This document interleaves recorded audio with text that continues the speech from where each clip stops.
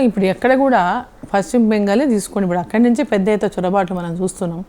అక్కడ ఉన్నటువంటి ప్రభుత్వము కేంద్ర ప్రభుత్వానికి అక్కడ నుంచి అడ్డుకునేటటువంటి ప్రయత్నం చేయకుండా నిలువరిస్తుంది. దానికి పూర్తిగా సహకరిస్తున్నదే బెంగాల్లో ఉన్నటువంటి ప్రభుత్వం. వాళ్ళే ప్రోత్సహిస్తూ ఉన్నారు. అటువంటి వాటిని అడ్డుకునేటటువంటి ప్రయత్నం చేసినప్పుడల్లా రక్తపాతాన్ని సృష్టిస్తున్నారు, దేశంలో హింసని ప్రోత్సహిస్తున్నారు. ఖచ్చితంగా నరేంద్ర మోదీ గారు ఈ దేశానికి ప్రధానమంత్రి అయినప్పటి నుంచే దేశంలో భద్రత పెరిగింది, రక్షణ పెరిగింది. ఈ దేశం ఈరోజు ఒక పటిష్టమైనటువంటి గట్టిగా స్ట్రాంగ్ దేశంగా ఇవాళ ప్రపంచ దేశాలన్నీ గుర్తిస్తున్నాయి, నరేంద్ర మోదీ గారి నాయకత్వాన్ని గుర్తిస్తున్నాయి. ఈరోజు నరేంద్ర మోదీ గారిని ఆదర్శంగా అనేక దేశాల్లో ఉన్నటువంటి వాళ్ళు తీసుకుంటున్నారు.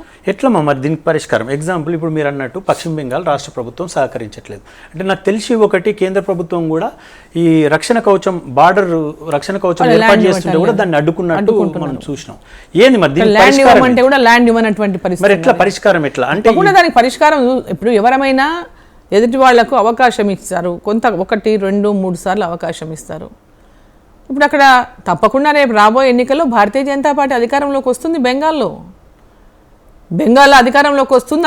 అక్కడ అధికారంలోకి వచ్చిన తర్వాత ఇటువంటి చొరబాటునన్నిటి కూడా ఖచ్చితంగా అడ్డుకుంటుంది.